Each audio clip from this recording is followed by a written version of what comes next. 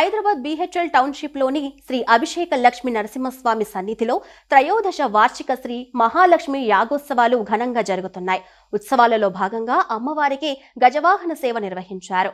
స్వామి అమ్మవార్లకు హరిద్రాభిషేకం చేశారు. హైదరాబాద్ ఎల్బీ స్టేడియంలో ఆదివారం భక్త రామదాసు జయంతి మహోత్సవం జరగనుంది. తెలంగాణ సంగీత నాటక అకాడమీ ఆధ్వర్యంలో జరిగే ఈ కార్యక్రమంలో అనేక మంది కళాకారుల నృత్య ప్రదర్శనలు చేస్తారని తెలంగాణ సంగీత నాటక అకాడమీ అధ్యక్షురాలు ప్రొఫెసర్ డాక్టర్ అలేఖ్య పూంజాలా తెలిపారు.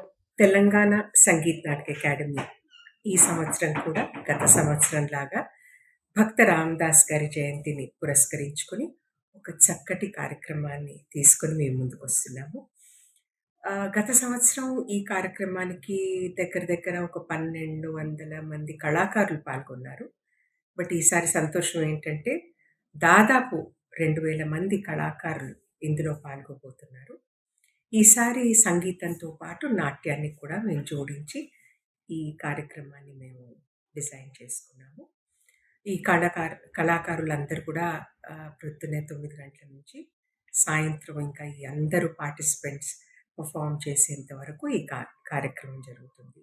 ఈ కార్యక్రమానికి అందరూ పెద్దవారందరూ కూడా మన ముఖ్యమంత్రి, ఉప ముఖ్యమంత్రి గారు వీళ్ళందరూ కూడా పెద్దలు చాలామంది మనకు కావలసిన వారు మంత్రివర్యులందరూ కూడా విచ్చేస్తామని చెప్పారు.